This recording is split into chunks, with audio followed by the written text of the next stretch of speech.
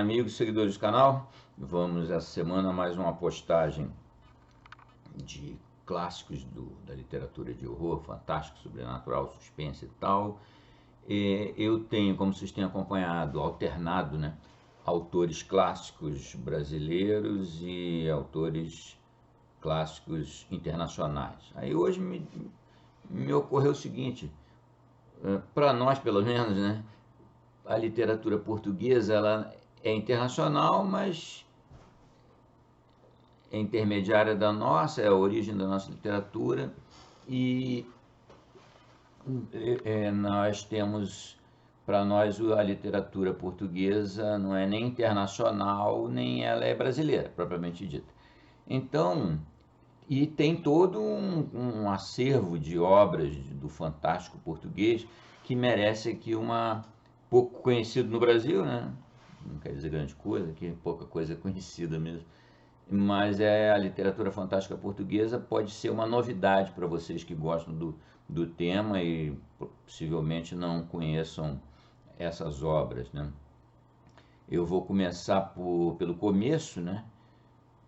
Claro que existem obras anteriores no campo de lendas, narrativas e tal, mas a literatura fantástica portuguesa começou a se estabelecer e ganhar uma certa estrutura a partir do início do século XIX. Então vou começar por aí. Vou começar pelo Alexandre Herculano, um dos maiores intelectuais da cultura portuguesa, escritor de N obras, romances, estudos históricos, uma obra vastíssima. E, claro, como sempre, tem lá o seu terrorzinho. Ele é nascido em 1810 e publicou em 1851 um livro chamado Lendas e Narrativas. Nessas lendas e narrativas tem uma história que eu vou narrar aqui, um conto, que é provavelmente o primeiro claro conto da literatura portuguesa enquanto conto, né? Também tem essa característica, também esse interesse particular, que foi a Dama Pé de Cabra. Dama Pé de Cabra é uma lenda, na realidade, uma lenda portuguesa. Tem até uma variedade, tem mais de uma leitura dessa lenda. Uma delas é até a lenda que deu origem lá à cidade de Marialva, lá em Portugal, na Beira, que não é nem exatamente muito fantástica, é mais a tal da Marialva, que deu origem ao nome da cidade, e que tem o tal do pé de cabra, era na realidade só uma deformidade. Mas essa é a lenda que reza por lá em Marialva. Mas existe a outra lenda, e existe em outros países também, que ela aí já é chegadinha num terror, chegadinha não, muito chegada ao terror, trata daquela que é até um tema a ser explorado, possivelmente no outro canal, essa associação entre cabras e bodes e o Satã e o diabólico, né? Tem uma série de teorias a respeito disso aí. Mas esse conto do Alexandre Herculano, de 1851, ele descreve de forma literária muito bem a lenda da Dama do Pé de Cabra. Vocês vão ouvir e espero que vão gostar. E também tem uma coisa interessante que eu tenho tentado, assim, para dar uma variedade nas postagens, né? Publicar obras de autores de estilos literários diferentes. Já rolou realistas, naturalistas, já rolou, agora na semana passada foi um simbolista, né, o Villiers de l'Isle-Adam. E hoje, como vamos de Alexandre Herculano, ele é um monumento do romantismo. Já tivemos outros românticos anteriormente, o Álvares de Azevedo, por exemplo, né? Aquela sequência do Noite na Taverna. Mas agora vamos a algo semi-internacional, semi-nacional, que é uma obra de um clássico da literatura portuguesa, Alexandre Herculano. E espero que vocês gostem da Dama Pé de Cabra. A Dama Pé de Cabra, um conto de Alexandre Herculano, 1851, extraído de Lendas e Narrativa. Trova primeira.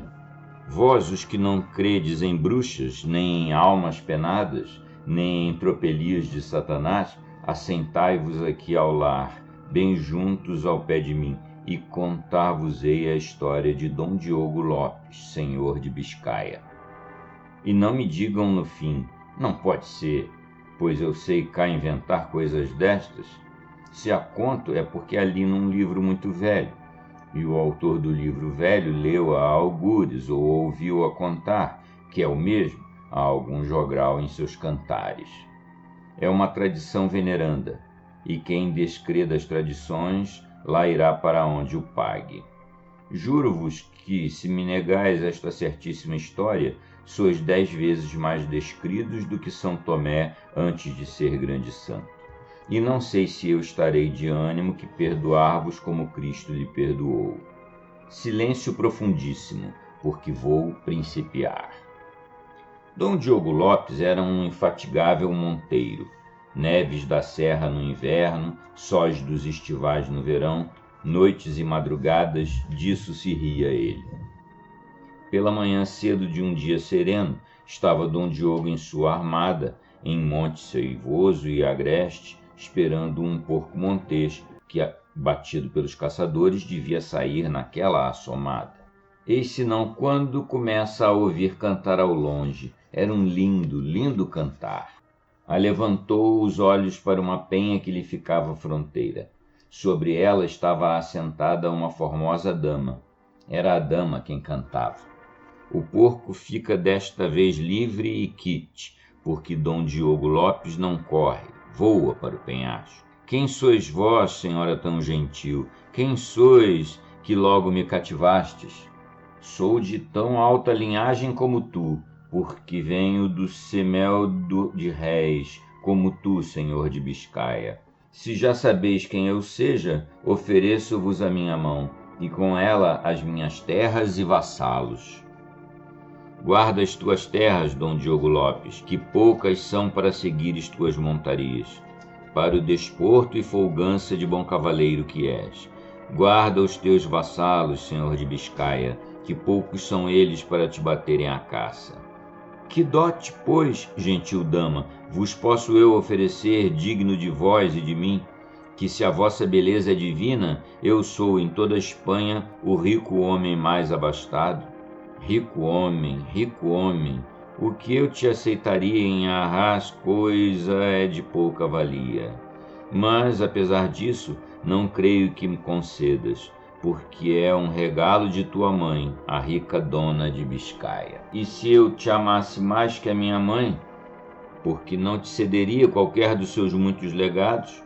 Então, se queres ver-me sempre ao pé de ti, não jures que farás o que dizes, mas dá-me disso a tua palavra.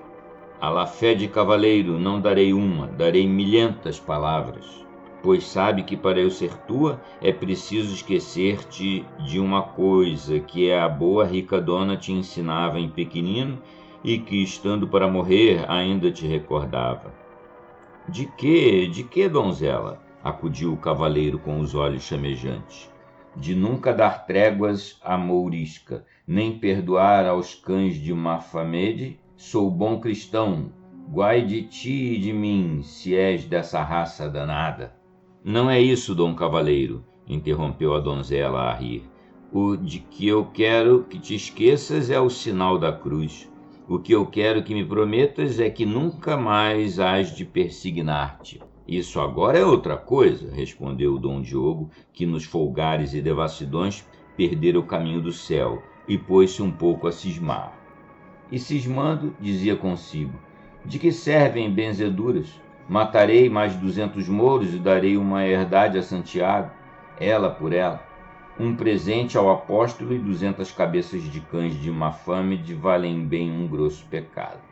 E erguendo os olhos para a dama, que sorria com ternura, exclamou, seja assim, está dito, vá com 600 diabos.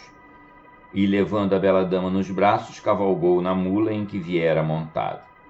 Só quando, à noite, no seu castelo, pôde considerar miudamente as formas nuas da airosa dama, notou que tinha os pés forcados como os de cabra. Dirá agora alguém, Era, por certo, o demônio que entrou em casa de Dom Diogo Lopes, o que lá não iria, pois sabei que não ia nada. Por anos, a dama e o cavaleiro viveram em boa paz e união. 2 argumentos vivos havia disso, Inigo Guerra e Dona Sol, enlevo ambos de seu pai. Um dia de tarde, Dom Diogo voltou de montear. Trazia um javali grande, muito grande. A mesa estava posta. Mandou conduzi-lo ao aposento onde comia para se regalar de ver a excelente presa que havia preado. Seu filho assentou-se ao pé dele, ao pé da mãe Dona Sol, e começaram alegremente seu jantar. Boa montaria, Dom Diogo, dizia sua mulher. Foi uma boa e limpa caçada. Pelas tripas de Judas, respondeu o barão, que há bem 5 anos não colho urso ou porco montês que este valha. Depois, enchendo de vinho seu pichel de prata, muito rico e lavrado, virou-o de golpe à saúde de todos os ricos homens, fragueiros e monteadores. E a comer e a beber durou até a noite o jantar. Ora, deveis de saber que o senhor de Biscaia tinha um alão a quem muito queria, raivoso no travar das feras, manso com seu dono e até com os servos da casa. A nobre mulher de Dom Diogo tinha uma podenga preta como azeviche, esperta e ligeira, que mais não havia dizer, e dela não menos prezada. O alão estava gravemente sentado no chão defronte de Dom Diogo Lopes, com as largas orelhas pendentes e os olhos semicerrados como quem dormitava. A podenga negra, essa corria pelo aposento, viva e inquieta, pulando como um diabrete. O pelo liso e macio reluzia-lhe com um reflexo avermelhado. O barão, depois da saúde urbe et orbe, feita aos monteiros, esgotava um quirle comprido de saúdes particulares, e a cada nome uma taça. Estava como cumpria a um rico homem ilustre, que nada tinha mais que fazer neste mundo senão dormir, beber, comer e caçar. E o alão cabeceava, como um abade velho em seu couro, e a podenga saltava. O senhor de Biscaia pegou então um pedaço de osso com sua carne e medula e, atirando-o ao alão, gritou-lhe: Silvano, toma lá tu, que és fragueiro, leve o diabo à podenga, que não sabe senão correr e retouçar. O canzarrão abriu os olhos, rosnou, pôs a pata sobre o osso e, abrindo a boca, mostrou os dentes anavalhados. Era como um rir deslavado. Mas logo soltou um uivo e caiu, perneando meio morto. A podenga, de um pulo, lhe saltara a garganta e o alão agonizava. Pelas barbas de Dom From, meu bisavô, exclamou Dom Diogo, pondo-se em pé, trêmulo de cólera e de vinho. A perra maldita matou-me o melhor alão da matilha, mas juro que hei de escorchá-la. E, virando com o pé o cão moribundo, mirava as largas feridas do nobre animal que expirava. Alá fé que nunca tal vi, virgem bendita, aqui anda coisa de Belzebu, e dizendo e fazendo, benzia-se e persignava-se. Ui, gritou sua mulher, como se a houveram queimado. O barão olhou para ela, viu-a com os olhos brilhantes, as faces negras, a boca torcida e os cabelos eriçados. E ia se levantando, a levantando ao ar, com a pobre Dona Sol sobraçada debaixo do braço esquerdo. O direito estendia-o por cima da mesa para seu filho, Dom Inigo de Biscaia. E aquele braço crescia, alongando-se para o mesquinho, que de medo não ousava bulir nem falar. E a mão da dama era preta e luzidia, como o pelo da podenga, e as unhas tinham-se-lhe estendido bem meio palmo e recurvado em garras. Jesus, santo nome de Deus! Bradou Dom Diogo, a quem o terror dissipara as fumaças do vinho. E, travando de seu filho com a esquerda, fez no ar com a direita uma e outra vez o sinal da cruz. E sua mulher deu um grande gemido e largou o braço de Inigo Guerra, que já tinha seguro, e, continuando a subir ao alto, saiu por uma grande fresta, levando a filhinha que muito chorava. Desde esse dia, não houve saber mais nem da mãe nem da filha. A podenga negra, essa sumiu-se por tal arte que ninguém no castelo lhe tornou a pôr a vista em cima. Dom Diogo Lopes viveu muito tempo triste e aborrecido, porque já não se atrevia a montear. Lembrou-se, porém, um dia de espairecer sua tristura e, em vez de ir à caça dos cerdos, ursos e zebras, sair à caça de mouros. Mandou, pois, a levantar o pendão, desenferrujar o polir a cadeira e provar-se os arneses. Entregou a Inigo Guerra, que já era mancebo e cavaleiro, o governo de seus castelos e partiu com lustrosa mesnada de homens de armas para o hoste del rei Ramiro, que ia enfossado contra a mourisma de Espanha. Por muito tempo não houve dele em Biscaia nem novas, nem mensageiro.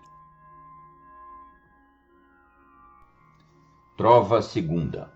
Era um dia ao anoitecer. Dom Inigo estava à mesa, mas não podia cear, que grandes desmaios lhe vinham ao coração.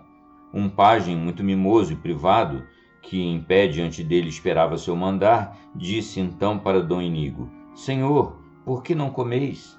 Que hei eu de comer, Brearte, se meu senhor Dom Diogo está cativo de mouros, segundo rezam as cartas que ora dele são vindas? Mas seu resgate não é a vossa mofina? 10.000 peões e 1.000 cavaleiros tendes na mesnada de Biscaia. Vamos correr terras de mouros, serão os cativos resgate de vosso pai. O perro del rei de Leão fez sua paz com os cães de Toledo, e são eles que têm preado meu pai. Os condes e potestades do rei Tredo e Vil não deixariam passar a boa hoste de Biscaia. Quereis vós, senhor, um conselho, e não vos custará nem mealha? Dize lá, Brearte, por que não ides à serra procurar vossa mãe? Segundo ouço contar os velhos, ela é grande fada. Que dizes tu, Brearte? Sabes quem é minha mãe e que casta é de fada? Grandes histórias tenho ouvido do que se passou certa noite nesses castelos. Éreis vós pequenino, e eu ainda não era nada. Os porquês dessas histórias, isso Deus é que os sabe. Pois dir-te-ei eu agora, chega-te para cá, Brearte. O pajem olhou de roda de si, quase sem o querer, e chegou-se para seu amo. Era a obediência e, ainda mais, certo arrepio de medo que o faziam chegar. Vês tu, Brearte, aquela fresta entaipada? Foi por ali que minha mãe fugiu. Como e por quê? Aposto que já t'hão contado? Senhor, sim. Levou vossa irmã consigo? Responder só ao que pergunto. Sei isso, agora cala-te. O pajem pôs os olhos no chão de vergonha, que era humildoso e de boa raça. E o cavaleiro começou o seu narrar. Desde aquele dia maldito, meu pai pôs-se a cismar. E cismava e amesquinhava-se, perguntando a todos os monteiros velhos se, porventura, tinham lembrança de haverem no seu tempo encontrado nas brechas alguns medos ou feiticeiras.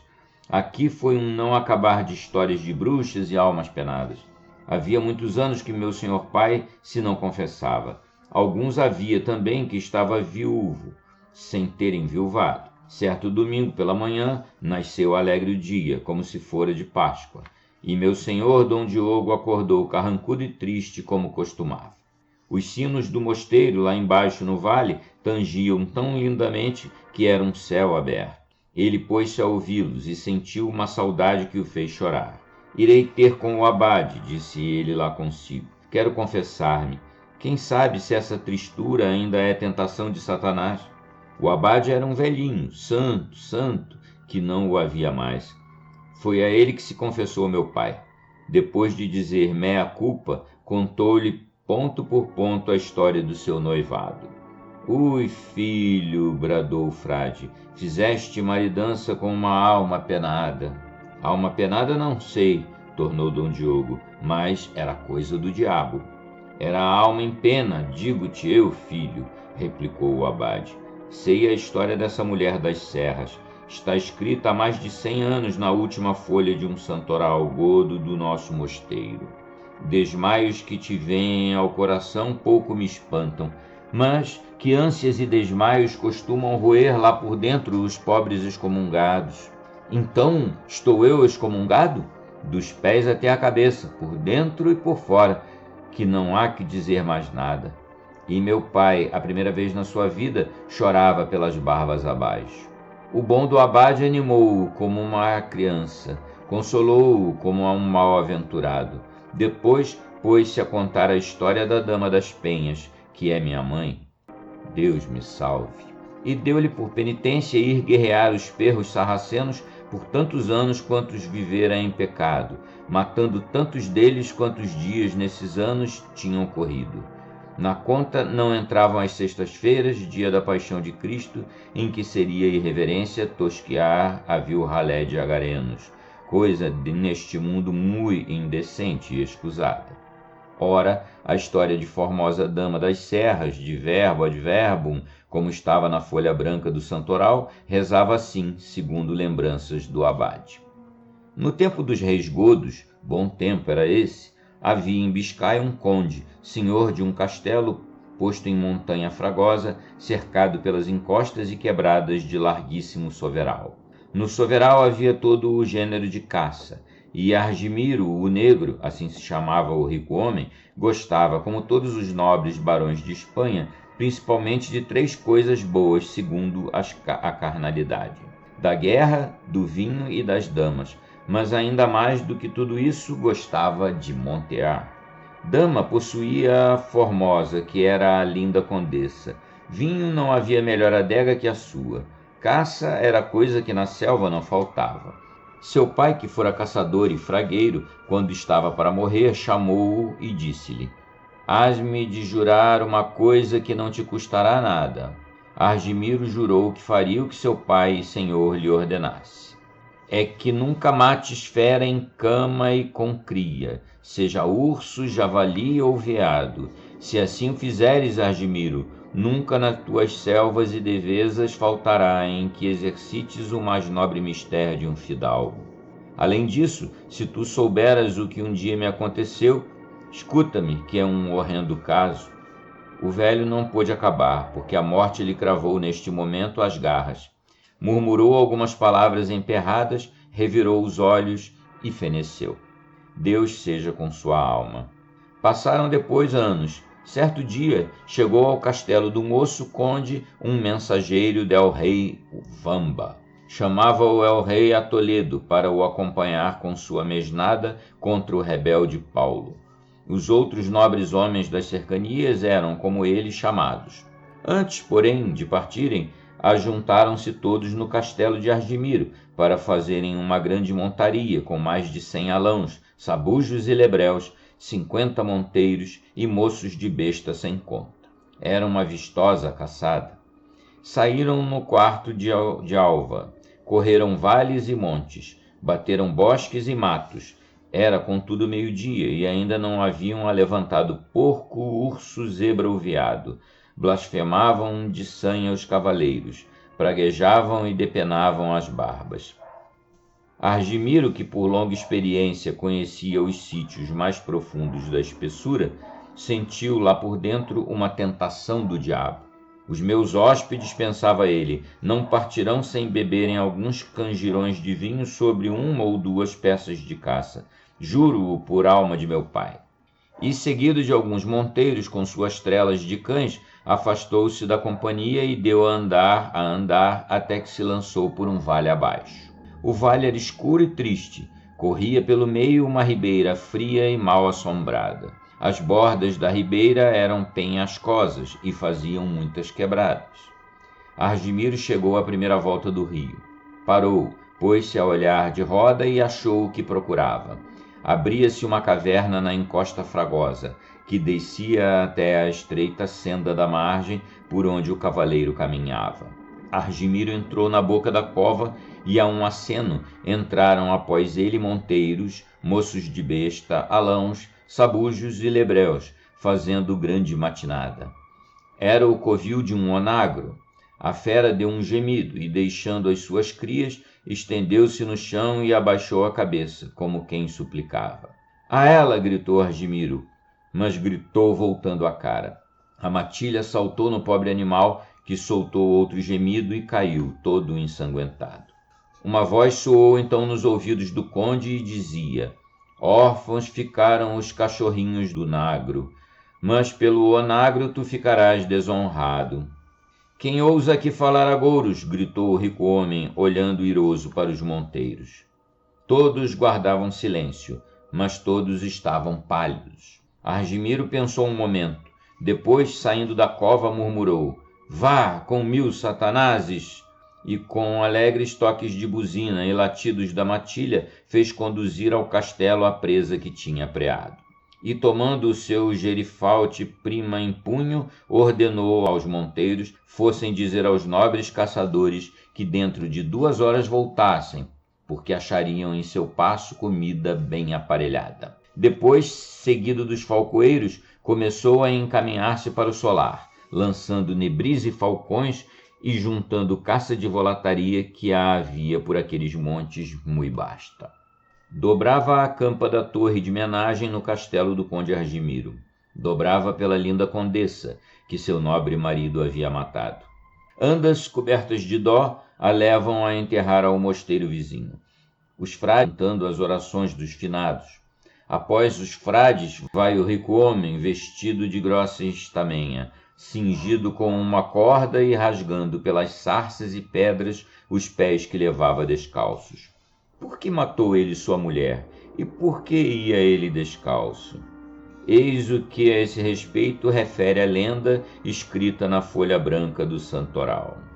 2 anos duraram guerras del rei Vamba. Foram guerras muito de contar, e por lá andou o rico homem com seus bucelários, que assim se diziam então acostados e homens de armas. Fez estrondosas façanhas e cavalarias, mas voltou coberto de cicatrizes, deixando por campos de batalha gasta e consumida a sua valente mesnada.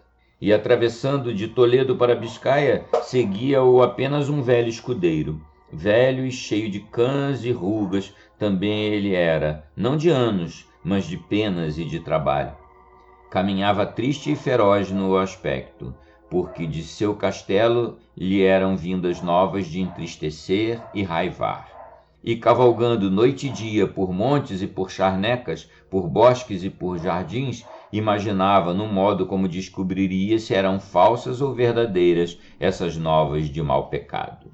No solar do conde Argimiro, 1 ano depois da sua partida, ainda tudo dava mostras da mágoa e saudade da condessa. As salas estavam forradas de negro eram os trajos dela. Nos pátios interiores dos passos crescera a erva, de modo que se podia ceifar. As reixas e as gelosias das janelas não se haviam tornado a abrir. Descantes dos servos e servas, sons de saltérios e harpas tinham deixado de soar. Mas ao cabo do 2º ano, tudo aparecia mudado. As colgaduras eram de prata e matiz, brancos e vermelhos os trajos da bela condessa. Pelas janelas do paço ressurgia o ruído da música e dos saraus, e o solar de Argimiro estava por dentro e por fora alinhado. Um antigo vílico do nobre conde fora quem destas mudanças o avisara. Doíam-lhe tantos folgares e contentamentos, doía-lhe a honra do seu senhor, pelo que ele via e pelo que se murmurava. Eis aqui como se passara o caso. Longe do condado do ilustre barão Argimiro, o Negro, para as bandas de Galícia, vivia um nobre gardingo, como quem disse em Fanção, gentil homem e mancebo chamado Astrigildo Alvo. Contava 25 anos. Os sonhos das suas noites eram de formosas damas, eram de amores e deleites, mas ao romper da manhã todos eles se desfaziam, que ao sair ao campo não havia senão pastoras tostadas do sol e das neves, e as servas grosseiras do seu solar. Destas estava ele farto. Mais de 5 tinha enganado com palavras, mais de 10 comprado com ouro, mais de outras 10, como nobre senhor que era, brutalmente violado. Com 25 anos, já no livro da Justiça Divina, se lhe haviam escrito mais de 25 maldades. Uma noite sonhou Astrigildo que corria serras e vales com a rapidez do vento montado em onagro silvestre, e que depois de correr muito, chegava alta noite a um solar, onde pedia agasalhado. E que formosa dama o recebia, e que em poucos instantes um do outro se enamorava. Acordou sobressaltado, e durante o dia inteiro não pensou em outra coisa senão na formosa dama, que vira naquele sonhar da madrugada. 3 noites se repetia o sonho, 3 dias o mancebo cismava. encostado à varanda de um eirado, na tarde do terceiro dia, olhava triste para as montanhas do norte, que via lá no horizonte, como nuvens pardacentas. O sol começou a descer no poente, e ainda ele estava embebido no seu melancólico cismar. Por acaso volveu então os olhos para o terreiro, que lhe ficava por baixo. Um onagro da floresta estava aí deitado, como se fosse manso jumento. Era inteiramente semelhante àquele com que havia sonhado. Sonhos de 3 noites a fio não mentem. Astrigildo desceu à pressa ao terreiro. Sem bulir pé nem mão, o onagro deixou-se enfrear e selar. E a Deus e a aventura o mancebo cavalgou nele e deitou pela encosta abaixo. Cumpria-se tudo à risca. O onagro não corria, voava. Mas o céu começou de toldar-se com o anoitecer. A escuridão cresceu e desfechou em vento, trovões, chuva e raios. O mancebo perdia a tramontana, e o onagro dobrava a carreira e bufava violentamente. Parou enfim a horas mortas. Sem saber como, Astrigildo achou-se junto das barreiras de um solar acastelado. Tocou a sua buzina, que deu um som prolongado e trêmulo, porque ele tremia de susto e de frio. Apenas cessou de tocar, a ponte levadiça desceu. Muitos escudeiros saíram a recebê-lo entre tochas, e as salas dos passos iluminaram-se. Era que também a condessa tinha por 3 noites sonhado. A clepsidra aponta a hora da sexta noturna, e ainda dura o sarau no solar do conde de Biscaia, porque a nobre condessa e o gentil Astrigildo assistem às danças e aos jogos dos libertos e servos, que para eles espairecem. Trabalham lá na sala de armas. Mas num aposento baixo do solar, um homem está em pé, com um punhal na mão, olhar furibundo e o cabelo eriçado. Mas num aposento baixo do solar, um homem está em pé, com um punhal na mão, olhar furibundo e o cabelo eriçado, parecendo escutar longínqua toada. Outro homem está diante dele, dizendo-lhe: Senhor, ainda não é tempo para punir o grande pecado. Quando eles se recolherem, aquela luz que vedes acolá há de apagar-se. Subi então, e achareis desimpedido o caminho secreto para a câmara, que é a mesma do vosso noivado. E o que falava saiu, e daí a pouco a luz apagou-se, e o homem dos cabelos hirtos e do olhar esgazeado subiu por uma íngreme e tenebrosa escada. Quando pela manhã cedo o conde Argimiro, do seu balcão principal, ordenava que levassem o corpo da condessa a um mosteiro de donas, que ele fundara para aí ter seu moimento, ele e os de sua casa, e dizia aos homens de armas que arrastassem o cadáver de Astrigildo e o despenhassem de um grande barrocal abaixo. Viu um onagro silvestre deitado a um canto do pátio. Um onagro assim, manso, é coisa que nunca vi, disse ele ao Vílico, que estava ali ao pé. Como veio aqui este onagro? O Vílico ia responder quando se ouviu uma voz. Dir-se-ia que era o ar que falava. Foi nele que veio Astrigildo. Será ele que o levará. Por ti ficaram órfãos os filhinhos do onagro, mas por via do onagro ficaste, ó conde desonrado. Foste cru com as pobres feras, Deus acaba de vingá-las. Misericórdia! Bradou Argimiro, porque naquele momento se lembrou da maldita caçada. Nestes comenos os homens do conde saíam com o cadáver sangrento do mancebo. O onagro apenas o viu, saltou como um leão no meio da turba que fez fugir, e, travando do morto com os dentes, arrastou-o para fora do castelo, e como se tivesse em si uma legião de demônios, foi precipitar-se com ele do barrocal abaixo. Era por isso que o conde ia cingido de corda e descalço, após os frades e a tumba. Queria fazer penitência no mosteiro por haver quebrado o juramento que tinha feito a seu pai. As almas da condessa e do gardingo caíram de chofre no inferno por terem deixado a vida em adultério, que é pecado mortal. Desde esse tempo, as 2 miseráveis almas têm aparecido a muita gente nos desvios da Biscaia. Ela, vestida de branco e vermelho, assentada nas penhas, cantando lindas toadas. Ele, retouçando ali perto na figura de um onagro. Tal foi a história que o velho abade contou a meu pai, e que ele me relatou a mim antes de ir cumprir sua penitência nesta guerra de mouros que lhe foi tão fatal. Assim, concluiu Inigo Guerra. Brearte, o pajem Brearte, sentia os cabelos arrepiarem-se-lhe. Por largo tempo ficou imóvel defronte de seu senhor, ambos eles em silêncio. O moço, rico homem, não podia engolir bocado. Tirou por fim da escarcela a carta de Dom Diogo para a tornar a ler. As misérias e lástimas que o rico homem aí recontava eram tais que Dom Inigo sentiu o pranto gotejar-lhe abundante pelas faces abaixo.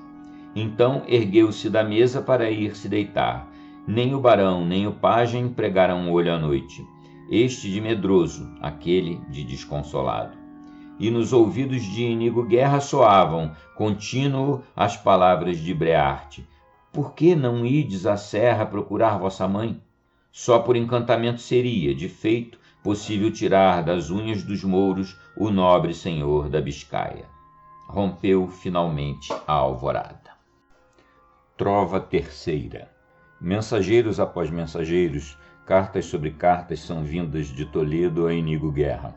El Rei de Leão resgatava todos os dias cavaleiros seus por cavaleiros mouros, mas não tinha vale ou caíde cativo que pudesse dar em troca por tão nobre senhor como o senhor de Biscaia. E muitos dos redimidos eram das bandas das serras, e estes, trazendo as mensagens, contavam ainda mais lástimas do velho Dom Diogo Lopes do que, se é possível, essas de que rezavam as cartas. À porta do Aguião, em Toledo, diziam eles, tem a mourisma um grande campo, todo muito bem apalancado. Aqui fazem grandes festas, guinolas e touros nos dias dos seus perros santos, segundo lá lhes pregam e determinam catibes e ulmais.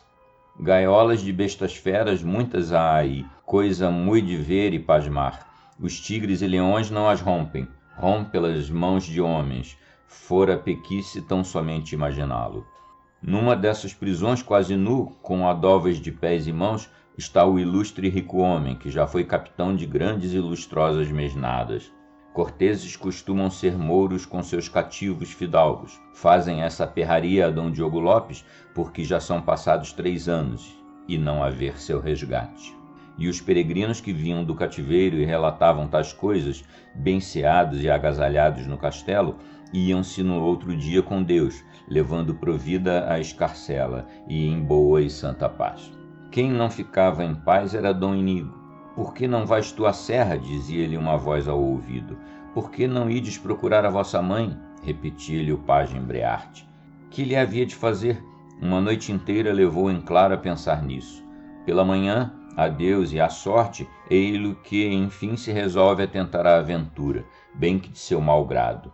Benzeu-se 20 vezes para não ter lá de persignar-se, rezou o Pater, a Ave e o Credo, porque não sabia se em breve essas orações seriam coisa de recordar-se.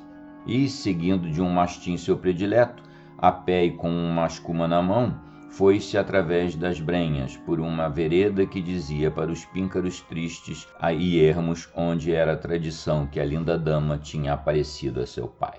Trinam os roxinóis nos balseiros, murmuram ao longe as águas dos regatos, ramalha a folhagem brandamente com a viração da manhã. Vai uma linda madrugada. E Inigo Guerra galga, manso e manso, os carris empinados, trepa de barrocal em barrocal e, apesar de seu muito esforço, sente bater-lhe o coração com ânsia desacostumada. Onde as matas faziam alguma clareira ou as penhas alguma chapada, Dom Inigo parava um pouco, tomando o fôlego e pondo-se a escutar. Muito havia que andava embrenhado. O sol ia alto e o dia calmoso. Ao canto do roxinol seguira o rechinar da cigarra, e encontrou uma fonte que rebentava de rochedo negro e, saltando de aresta em aresta, vinha cair em alma cega tosca, onde o sol parecia dançar no bulir das ondazinhas que fazia o despenho da cascata. Dom Inigo sentou-se à sombra da rocha e, tirando a sua monteira, matou a sede que trazia e pôs-se a lavar o rosto e a cabeça do suor e pó que não lhe faltava. O mastim, depois de beber, deitou-se ao pé dele e com a língua pendente arquejava de cansado. De repente, o cão pôs-se em pé e arremeteu, com um grande ladro. Dom Inigo volveu os olhos. Um jumento silvestre parecia na orla da clareira junto de um frondoso carvalho. Tarik! Gritou o mancebo. Tarik! Mas Tarik ia avante e não escutava. Ai, deixa-o correr, meu filho. Não é para o teu mastim levar a melhor desse onagro. Isso dizia uma voz que lá em cima, no alto da penha, começou a soar. Olhou. Linda mulher estava aí sentada e com o gesto amoroso e sorriso de anjo para ele se inclinava. Minha mãe, bradou Inigo Guerra, levantando-se, e lá consigo dizia, vade retro, Santo Hermenegildo me valha. E como molhara a cabeça, sentiu que os cabelos se lhe iam alçando de arrepiados. Filho, na boca palavras doces, no coração palavras danadas. Mas que importa se és meu filho? Dize o que queres de mim, que será tudo feito a teu talento e vontade. O moço cavaleiro nem acertava a falar com medo.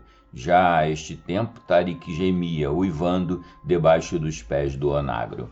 Cativo está de mouros há anos meu pai, Dom Diogo Lopes, disse por fim titubeando. Quisera me ensinasseis, senhora, o modo como hei de salvá-lo. Seu mal, tão bem como tu, eu sei.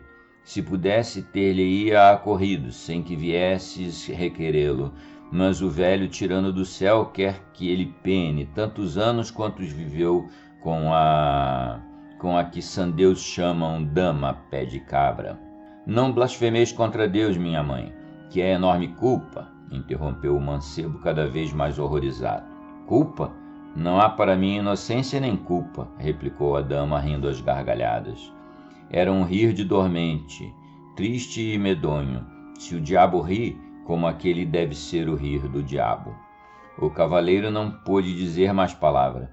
Inigo, prosseguiu ela, falta 1 ano para cumprir-se o cativeiro do nobre senhor de Biscaia. 1 ano passa depressa, mais depressa que eu te farei passar. Vês tu aquele valente onagro? Quando uma noite acordando o achares ao pé de ti, manso como cordeiro, cavalga nele sem susto, que te levará a Toledo, onde livrarás teu pai. E bradando acrescentou, estás por isso pardalo? O onagro fitou as orelhas e, em sinal de aprovação, começou a azurrar. Começou por onde, às vezes, academias acabam. Depois, a dama pôs-se a cantar uma cantiga de bruxas, acompanhando-se de um saltério, de que tirava muito estranhas toadas. Pelo cabo da vassoura, pela corda da polé, pela víbora que vê, pela sura e pela toura, pela vara do condão, pelo pano da peneira, pela velha feiticeira do finado pela mão, pelo bode, rei da festa, pelo sapo inteiriçado, pelo infante dessangrado que a bruxa chupou a cesta, pelo crânio alvo e lustroso em que sangue se libou, e do irmão que irmão matou, pelo arranco doloroso, pelo nome de mistério que em palavras se não diz, vinde já, precitos vis, vinde ouvir o meu saltério. E dançai-me aqui na terra uma dança doudejante, que entonteça num instante o meu filho Inigo Guerra. Que ele durma 1 ano inteiro, como em sono de 1 hora, junto à fonte que ali chora, sobre a relva deste outeiro.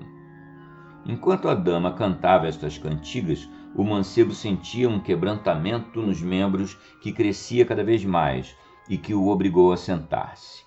E logo ouviu-se um ruído abafado, como de trovões e de ventanias engolfando-se em covoadas. Depois o céu começou a toldar-se, a cada vez era mais gris, até que, enfim, apenas uma luz de crepúsculo o alumiava. E a mansa alma cega refervia, e os penedos rachavam, e as árvores torciam-se, e os ares sibilavam. E das bolhas da água da fonte, e das fendas dos rochedos, e de entre as ramas dos robles, e da vastidão do ar, via-se descer, subir, romper, saltar. O quê? Coisa muito espantável. Eram 1000 e 1000 braços sem corpos, negros como carvão, tendo nos cotos uma asa e na mão cada um uma espécie de facho.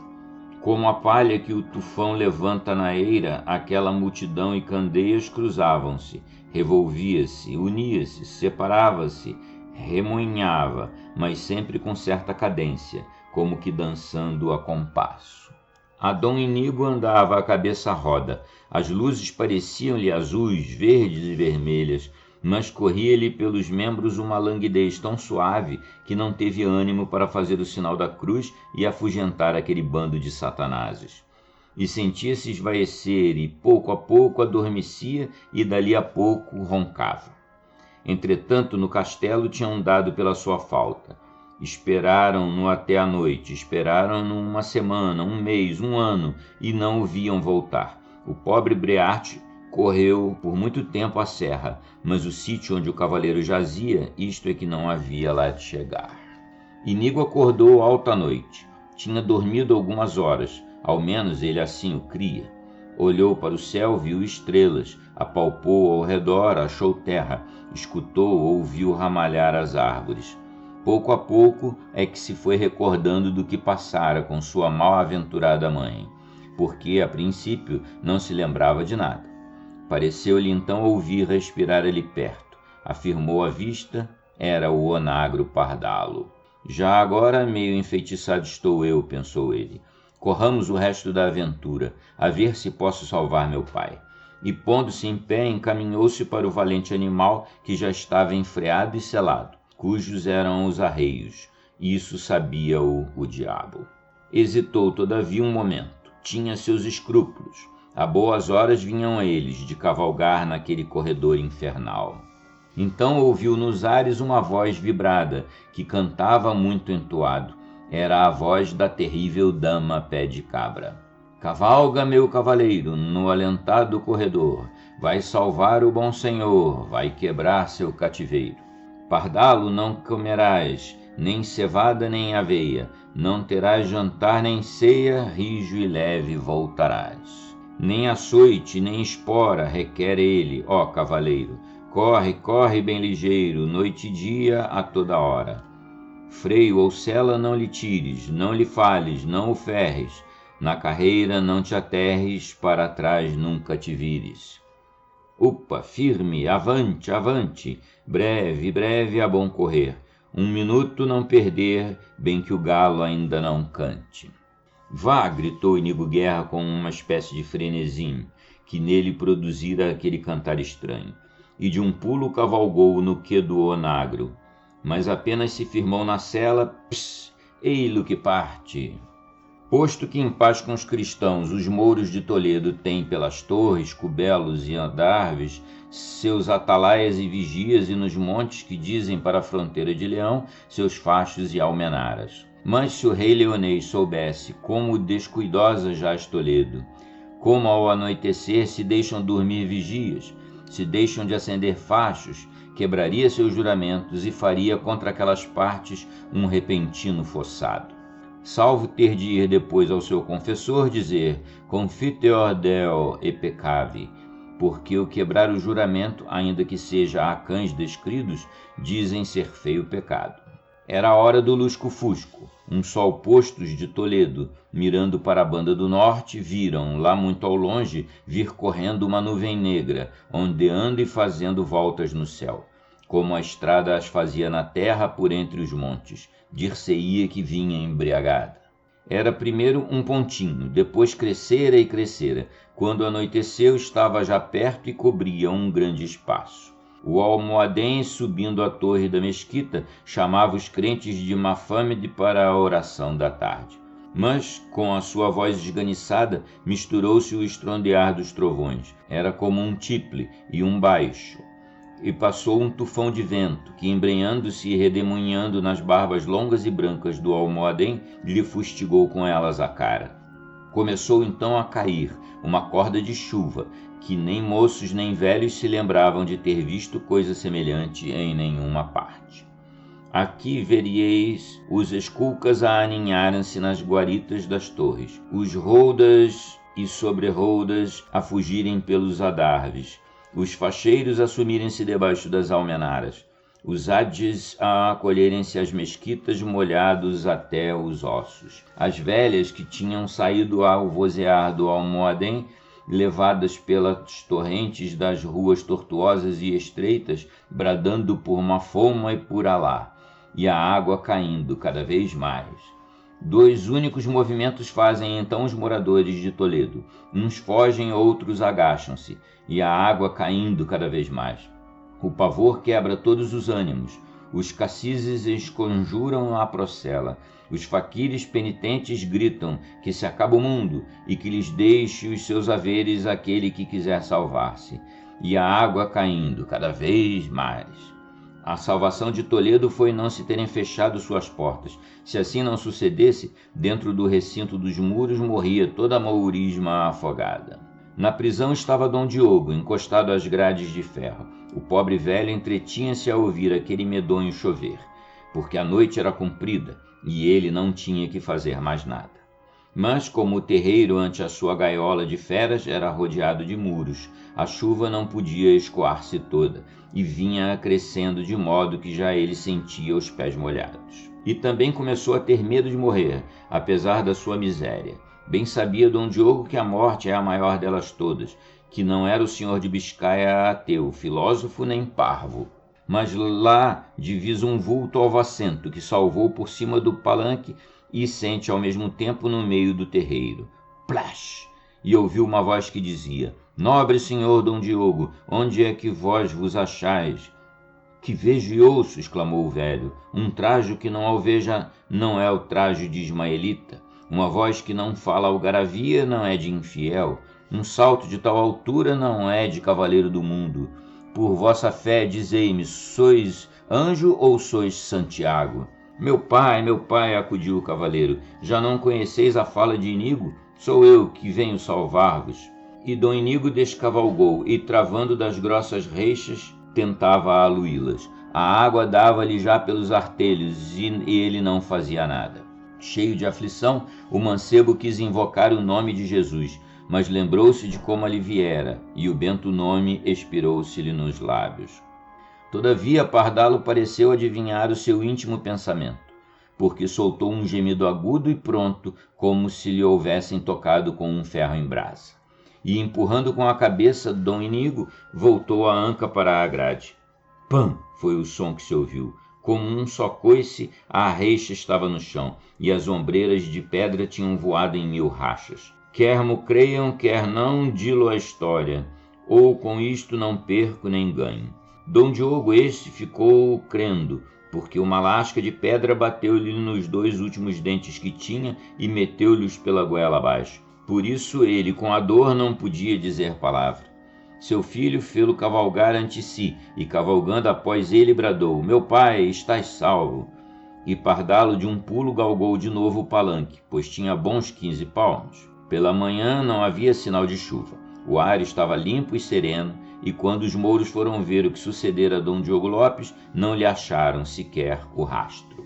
Dom Inigo e seu pai, o velho senhor de Biscaia, passam as portas de Toledo com a rapidez da frecha. Num abrir e fechar os olhos, ficaram-lhe para trás muros, torres, barbacãs e atalaias. A bátega vai diminuindo. Rasgam-se as nuvens e vêem-se já reluzir algumas estrelas, que parecem outros tantos olhos com que o céu espreita através do negrume o que se passa cá embaixo. A estrada, pelas descidas e subidas dos recostos, converteu-se em leito de torrente, nos plainos converteu-se em lago. Mas, quer pelos lagos, quer pelas torrentes, o valente onagro rompia avante, bufando como um danado. Não subiram bem um monte, já descem pelo outro, recosto abaixo. Ainda bem não chegaram a uma clareira, já sentem em profunda floresta gotejarem-lhes em cima os ramos agitados das árvores. Pouco mais é de meia-noite, e os topos nevados do vindio recortam o chão estrelado do céu já limpo, semelhantes aos dentes de uma serra gigante capaz de dividir Cércio o hemisfério austral do hemisfério boreal. E Pardalo investe, sempre em galope desfeito, com as montanhas disformes, e desce aos vales temerosos e cada vez mais ligeiro, como seu nome o indica, parece menos quadrúpede do que pássaro. Mas que ruído é esse que sobreleva o do vento? Que é isso que lá ao longe ora alveja, ora reluz nas trevas, como uma alcatéia de lobos envoltos em sudários brancos, com os olhos só descobertos e despregando em fio pelo fundo do vale abaixo? É um rio caudal e furioso, com o seu manto de escuma, e com as escamas angulosas do seu dorso eriçado, onde batem e chispam os raios das estrelas em 1000 reflexos quebrados. Negreja sobre o rio uma ponte, ao meio desta um vulto esguio. Será um marco, uma estátua? Pensaram os cavaleiros. Pinheiro não pode ser, não consta que em pontes nasçam. Pardalo ria-se de rios, pontes, fazia tanto o cabedal delas como de um retraço de palha. Todavia, bem que pudesse de um pulo salvar 20 ribeiras como aquela, foi-se direito à ponte, porque não era animal que fizesse Áfricas escusadas. Semelhante a relâmpago, se arrojou o onagro àquele passo estreito. Mas ei-lo que de repente para, e tremia como varas verdes, e arquejava com violência. Os 2 cavaleiros olharam. O vulto esguio era um cruzeiro de pedra levantado a meio da ponte, por isso Pardalo emperrava. Então, de entre uns altos choupos que da margem de além se meneavam, um pouco mais abaixo daquele sítio, ouviu-se uma voz fadigosa e trêmula que cantava: para trás a galgar, já, de redor, vem passar cá, que há nada aqui que te impeça. Bus, nem palavra, vós 2, fugi dessa cruz. Santo nome de Cristo! Exclamou Dom Diogo, benzendo-se ao escutar aquela voz que bem conhecia, mas que depois de tantos anos não esperava lhe ouvir, porque seu filho não lhe dissera que meio achara para o salvar. Apenas o grito do velho soou, assim ele como Dom Inigo foram bater contra o poial do cruzeiro, onde ficaram de bruços, envoltos em lodo. O onagro, ao sacudi-los de si, soltaram um rugido de besta fera. Sentiram então um cheiro intolerável de enxofre e de carvão de pedra inglês, que logo se percebia ser coisa de Satanás. E ouviram como um trovão subterrâneo, e a ponte baloiçava como se as entranhas da terra se despedaçassem. Apesar do seu grande terror e de chamar pela Virgem Santíssima, Dom Inigo abriu um cantinho do olho para ver o que se passava. Nós, os homens, costumamos dizer que as mulheres são curiosas. Nós é que o somos, mentimos como uns desalmados. Que veria o cavaleiro? Um forjo aberto bem próximo dele sobre a ponte e que depois rompia pela água. E depois pelo leito do rio, e depois pela terra dentro, e depois pelo teto do inferno, que outra coisa não podia ser um fogo muito vermelho que reverberava daquela profundidade. Tanto era assim que ainda lá viu passar de relance um demônio com um desconforme espeto nas mãos, em que levava um judeu empalado. E Pardalo descia redemoinhando por esse boqueirão, como uma pena caindo em dia sereno do alto de uma torre abaixo. Aquela vista fez perder os sentidos a Dom Inigo, que indo também a chamar por Jesus, achou que não podia proferir esse nome sagrado. De terror, tanto o velho como o moço ficaram ali, em desmaio. Quando tornaram a si, com o romper do sol claro, conheceram o sítio em que se achavam. Era a ponte próxima à aldeia de Nustúrio, no alto da qual campeava o castelo construído por Dom From, o saxônio, avoengo de Dom Diogo Lopes e primeiro senhor de Biscaia. Nenhum vestígio restava do que ali se passara. Os 2, moídos e cheios de lodo e pisaduras, foram se arrastando como puderam até encontrar uns vilões, a quem se deram a conhecer e que os levaram à casa. Festas que em Nustúrio se fizeram por sua vinda, coisa é que vos não direi, porque não tarda a hora de cear, rezar e deitar. Dom Diogo pouco tempo viveu. Todos os dias ouvia missa, todas as semanas se confessava. Dom Inigo, porém, nunca mais entrou na igreja, nunca mais rezou e não fazia senão ir à serra caçar. Quando tinha de partir para as guerras de Leão, viam-no subir a montanha armado de todas as peças e voltar de lá montado num agigantado onagro. E o seu nome retumbou em toda a Espanha, porque não houve batalha em que entrasse que se perdesse, e nunca em nenhum reencontro foi ferido nem derribado. Diziam a boca pequena em um lustúrio que o ilustre barão tinha pacto com Belzebu. Olhem que era grande milagre. Meio precito era ele por sua mãe. Não tinha que vender, senão a outra metade da alma. Por 80% de lucro do recibo de um egresso, e dá aí inteiro ao demo qualquer ozeneiro, e crê ter feito uma limpa veniaga. Fosse como fosse, Inigo Guerra morreu velho. O que a história não conta é o que então se passou no castelo. Como não quero improvisar mentiras, por isso não direi mais nada. Mas a misericórdia de Deus é grande. A cautela rezem por ele um páter e um ave. Se não lhe aproveitar, seja por mim. Amém. Fim.